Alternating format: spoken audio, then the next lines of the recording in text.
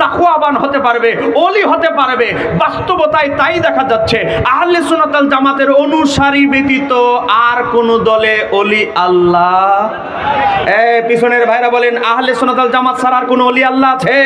আজকে আপনি খাজা গরিবেন আমাদের জীবনী হিস্টরি খুঁজে দিয়ে গিয়েছে, তাদের মতো মুহাক্কিক আলেম কি আমরা এখন খুঁজে পাবো? কথা বলেন, খুঁজে পাবো? লেবাসে আলেমের মৌলবীর অভাব নাই, কিন্তু আগের যুগের মুহাক্কিক আলেমদের, সমজদার আলেমদের বড়ই অভাব। কথা বলেন না কেন, ঠিক কিনা? হুজুর কেবলা এসেছে, হুজুর আমাদের জন্য দোয়া করবেন, একটু মহাব্বতে পড়েন আল্লাহুম্মা সাল্লি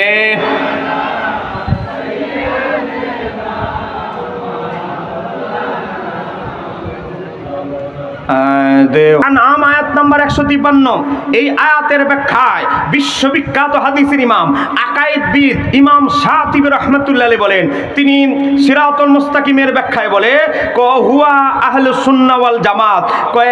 সিরাতুল মুস্তাকিম মানে এখানে এই সিরাতুল মুস্তাকিমের নাম হচ্ছে আহলে সুন্নাত ওয়াল জামাত। তার বিখ্যাত কিতাব আল ইতিসাম প্রথম খণ্ড 80 নম্বর পৃষ্ঠা, একটু সার্চ দিয়ে দেখেন ঝামেলা অনলাইনে, তাহলে আজ থেকে 800 বছর আগের, 900 বছর আগের ইমাম শাতিবী বলতেছে যে সিরাতুল মুস্তাকিম মানে হলো আহলে সুন্নাত ওয়াল জামাতের অপর নাম।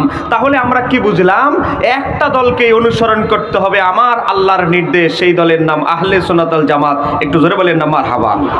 তাহলে আর কোনো সন্দেহ আছে? এবার আসেন মনোযোগ। পৃথিবীতে আপনাকে আমার সভাপতি সাহেব নেতা হিসেবে আহ্বান করবে, সাধারণ সম্পাদক আপনাদের মিকলি থানার আমার ভাই আপনাকে নেতা হিসেবে আহ্বান করবে, আসেন আমার নেতৃত্বে আমরা সবাই নবীর গোলামি করি, আল্লাহ তাআলা রাসূলের গোলামি করি। কিন্তু আপনি আবার, আপনাকে ডানে বামে বহু লোক আবার আপনাকেও ডাকবে, আমার অমুক দলে আসো, আমার অমুক দল জান্নাতি দল। এখন তো আবার অমুক ইসলামী দল আবার সার্টিফিকেট বিতরণ শুরু করে দিয়েছে। কথা বলেন না কেন, ঠিক কি না? এতদিন সার্টিফিকেট গুলো বুঝেন না, গোডাউনে জমা রাখছে, এখন সার্টিফিকেট বিতরণের মনে হয় সময় এসে গিয়েছে। আমরা তাদেরকে বলবো আহলে সুন্নাত ওয়াল জামাত ছাড়া আর কোন দলের মাঝে দুইটা জিনিস পাবেন না। এক নাম্বার হলো আদব, দুই নাম্বার হলো হুব্বে রাসূল। এই কথা কোনটা কেন, ঠিক কি না? আজকে আহলে সুন্নাত ওয়াল জামাতের সাথে 72 ফেরকার দুইটাই পার্থক্য। এক নাম্বার পার্থক্য আদব, দুই নাম্বার পার্থক্য হচ্ছে মুহাব্বত। কথা কর, কথা কর, আরেকটু ধরে বলেন, কথা বলেন। নবীকে রাখাল, এটা কি সুন্নি বক্তারা বলে না তারা বলে? বলেন নবীকে রাখাল প্রমাণের জন্য অপচেষ্টা কি আমাদের তাহিরি সাহেব করে না তারা করে? বলেন আজকে নবীকে আমরা রাখাল যদি আমরা বলতাম, এতদিন অবস্থা আমাদের কি করত? তারা মিথ্যাচার করে। আজকে আমি আপনাদেরকে একটা বই দেখাচ্ছি, জাস্ট উদাহরণস্বরূপ, আপনাদের বিরক্তির কারণ আমি হব না। দেখেন আমার হাতে একটা বই, বাংলা বই, বাংলা বইয়ের নাম হচ্ছে তাফহিমুল কোরআন। কি লিখেছেন? জামাত ইসলামীর প্রতিষ্ঠাতা মাওলানা সৈয়দ আবুল আলা মওদুদী। বই কিন্তু আমরা ছাপাই নাই, আমরাও বিক্রি করি না, বরং আমাদের ওয়াজের শিক্ষার করার পয়সা দিয়ে এই বইটা কিনেছি। 19টা খণ্ড, 4,500 টাকা খরচ করে, 4,500 টাকা দিয়ে যে কিতাবটা কিনলাম, এই কিতাবের ভিতরে কি আছে বলতে কোনো অসুবিধা আছে?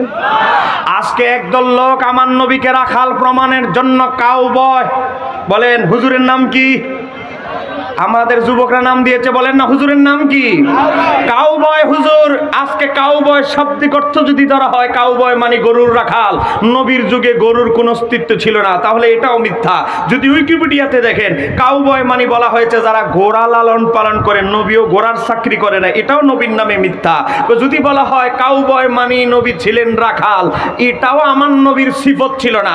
নবী আসমানের নিচে জমিনের উপরে নবীর যত সিরাতের কিতাব আছে, আল মাওয়াহিবুল্লাহ দুনিয়া, শিফা শরীফ, আল খাসায়েসুল কুবরা, সাবলুল হুদা ওয়ার রাশাদ, সিরাত ইবনে ইশাক হিশাম থেকে শুরু করে নবীর যত সিরাতের কিতাব আছে, কোন ঐতিহাসিক কোন নবীর জীবনীকার এটা লেখে নাই যে নবীর একটা পদবী তিনি রাখাল।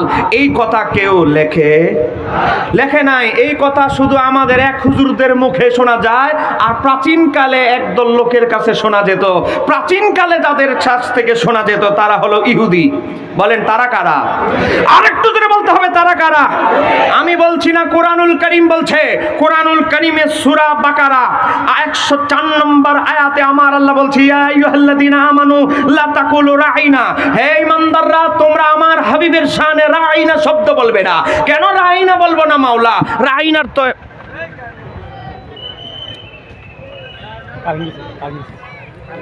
একটু চা দেন, দিয়ে শুনবেন ওয়াজ, এই কানে শুনবেন। আমি কিন্তু ওয়াজ করতেছি না, আমি আকীদাগত কিছু ট্রেনিং আপনাদেরকে দিয়ে যাচ্ছি, এগুলো ওয়াজ নয়। এবার আসেন, নবীকে দেখার জন্য বিভিন্ন দেশ থেকে মানুষ আসতো মদিনায়। মদিনায় আসার পরে রাস্তাঘাটে দেখা হতো ইহুদি বাটপারদের সাথে। বলতো যে এই মুহাম্মদ সাল্লাল্লাহু আলাইহি সাল্লামের হুজরা শরীফটা কোথায়? তখন ইহুদিরা বলতো, ও আমাদের রাইনার কাছে আসছো। মানে ইহুদিরা রাইনা অর্থ করতো রাখাল, আমাদের রাখালের কাছে দেয়া করতে আসছো তোমরা দূর থেকে। মানে নবীকে গুতা দিয়ে নবীকে কষ্ট দেওয়ার জন্য ইহুদিরা রাইনা বলতো। এখন আমার আল্লাহর কাছে কি কোনো কিছু গোপন আছে? জোরে বলেন না কেন, কোনো কিছু গোপন আছে?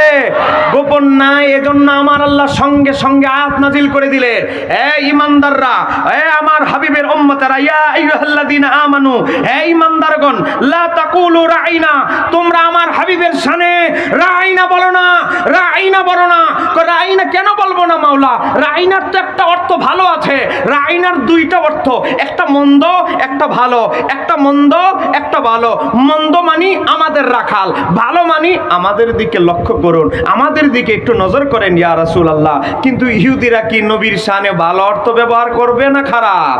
কারণ তারা তো আমার নবীর প্রাচীনকালে ওই যুগেও দুশমন। এখনো এই ইহুদিরা মুসলমানদের হৃদয়ে রক্তক্ষরণ করছে।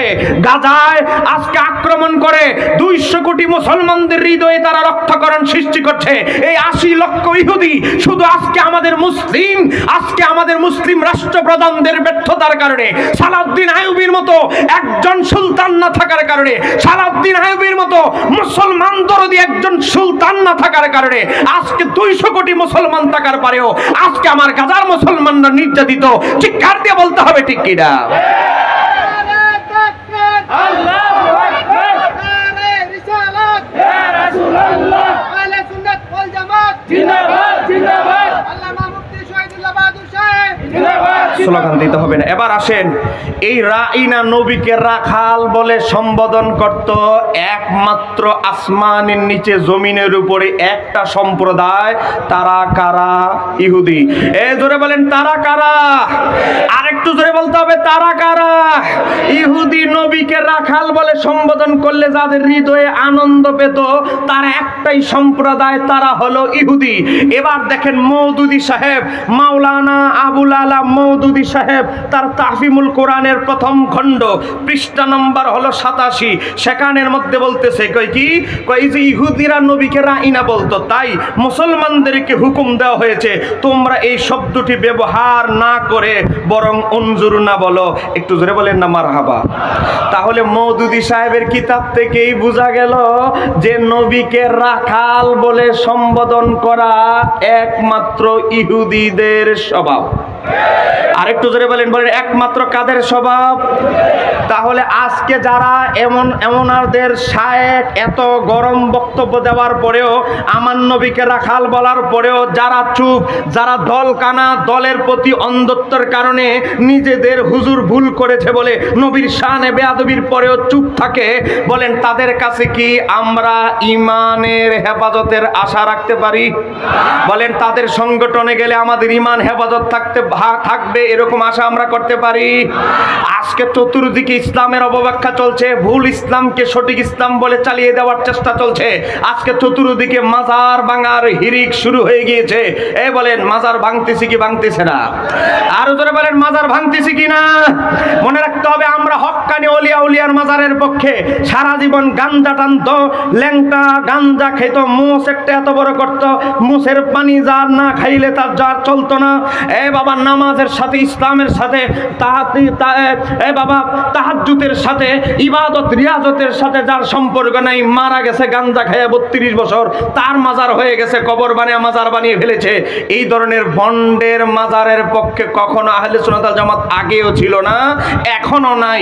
আমরা শাহজালাল আল ইয়ামানির মতো মাজারের পক্ষে, আমরা লাহিন্দি হুজুরের মতো ব্যক্তিদের মাজারের পক্ষে, আমরা শাহপরানের মতো ব্যক্তিদের মাজারের পক্ষে, আমরা শাহ আমানতের মতো ব্যক্তিদের মাজারের পক্ষে। ঠিক কারতে বলতে হবে, ঠিক কিনা?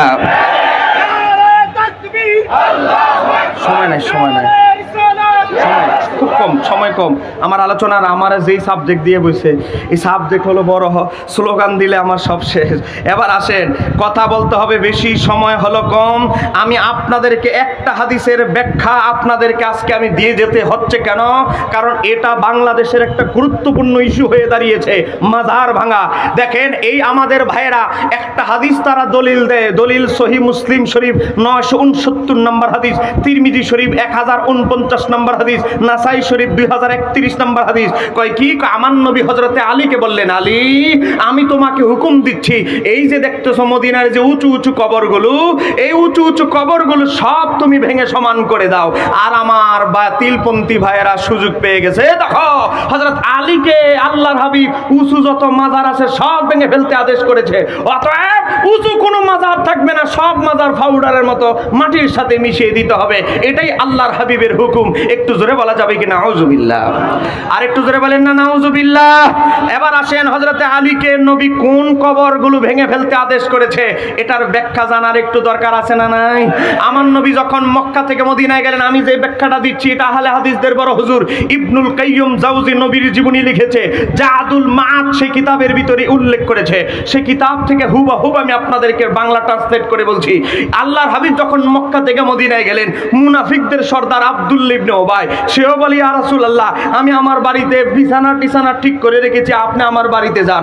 চোর বাটপার সিটার দরিদ্র ধনী যত লোক আছে সবাই আমার নবীকে দাওয়াত দিচ্ছে। প্রথম মেহমানদারিটা তারা করতে চায়, বাটপারে করতে চায়, মুনাফিকদের সর্দারেও করতে চায়। আমার নবী বলে, আমি আজকে কার বাড়িতে মেহমান হব এটা নির্ধারণ করবে আমার ওট। আমার ওট যার বাড়ির সামনে গিয়ে থেমে যাবে, আমি রাসূলুল্লাহ আজকে তার মেহমান হব। একটু জোরে বলেন। আল্লাহর হাবিবের ওট মোবারক, আল্লাহর হাবিবের ওট হযরতে আবু আইয়ুব আনসারীর বাড়িতে থেমে গেলেন। আল্লাহর হাবিব আবু আইয়ুব আনসারীর মেহমান হলেন। মনোযোগ, আবু আইয়ুব আনসারীর দাদার বাবা ছিলেন একজন রোমান সম্রাট। তিনি যখন ইয়াসরিব মদিনা শহর দিয়ে যাচ্ছিলেন, তার সাথে ছিল একজন ইহুদি পণ্ডিত আলেম। সে বলতে লাগলো, সম্রাট আপনি কি জানেন এই শহরের নাম কি? একটু এদিকে এই শহরের নাম কি আপনি জানেন? কোন শহর এটা? এটার নাম ইয়াসরিব, অচিরে এটার নাম হবে মদিনাতুল মুনাওয়ারা, মদিনা তৈয়বা। এই শহরের কি গুরুত্ব? এই শহরে ইনজিল কিতাবে, তাওরাত কিতাবে আখিরি নবীর যে আলোচনা, সিফতের আলোচনা শুনতে পান, ওই নবীর রওজা হবে এই শহরে এবং ওই নবীর হিজরতের শহর হবে এই ইয়াসরিব। একটু জোরে বলেন না সুবহানাল্লাহ। রোমান সম্রাট তখন কি করলো? আমি তো ওনার তাওরাত কিতাবে অনেক প্রশংসা শুনেছি, ইনজিল কিতাবে ওনার অনেক প্রশংসা শুনেছি, আমার বড় মনে চায় আমি যদি সাক্ষাতে ওনাকে একটা সালাম দিতে পারতাম, ওনার হাতে পায়ে যদি একটা বার চুমু খেতে পারতাম। তখন ইহুদি আলেম বললেন, এটা ইম্পসিবল, সম্ভব নয়, আমাদের জামানায় তাকে পাওয়া সম্ভাবনা খুব কম। তাহলে আমার ছেলের জামানায় কি সম্ভব? বলে, তাও বলতে পারছি না। তাহলে কিভাবে আমার সালাম আখিরি নবীর কাছে পৌঁছিয়ে দেওয়া যায়? একটা অপশন আছে। কয় কি অপশন? আপনি আপনার একজন ওয়ারিস ছেলেকে এখানে রেখে যান, সে যদি আখিরি জামানার নবীর জামানা পায়, আপনার লিখিত চিঠিটা তার কাছে পৌঁছে দিবে। একটু জোরে বলেন না সুবহানাল্লাহ। তখন রোমান সম্রাট কি করলো? একটা চিঠি লিখলেন, কিছু সম্পদ ক্রয় করে দিলেন আবু আইয়ুব আনসারীর দাদার কাছে। দাদাকে রেখে দিলেন। দাদা হলো রোমান সম্রাটের ছেলে। আবু আইয়ুব আনসারীর দাদা এক চলে মদিনা শরীফে বসবাস করতে লাগলেন। অনেক সয় সম্পদ দিয়ে গিয়েছে তার বাবা কিনে। এরপরে তার ছেলে হলো আবু আইয়ুব আনসারী। বংশ পরম্পরায় একটা চিঠি চলে আসলো। এই চিঠি দিল আল্লাহর হাবিবের কাছে। আল্লাহর হাবিব চিঠি পেয়ে খুশি হয়ে গেলেন। একটু জোরে বলে, কে? আবু আইয়ুব আনসারীর দাদার বাবা। চিঠি দিয়েছে, এখন সংরক্ষিত বংশ পরম্পরা রেখেছে। নবীকে হৃদয় মাখা ভালোবাসা দিয়ে, দরদ দিয়ে চিঠি লিখেছে। আল্লাহর হাবিবের চিঠি মোবারকে লেখা, ওই চিঠিতে লেখা হয়েছে, ইয়া রাসূলুল্লাহ, আমি জানি না আমার কোন বংশধর আপনাকে আমার হাতের লেখা চিঠি দিয়েছে, আমি আপনার কাছে দোয়া চাই, আমার আওলাদকে আমি বলে যাচ্ছি, আমার আওলাদ আপনি যখন মক্কা থেকে মদিনায়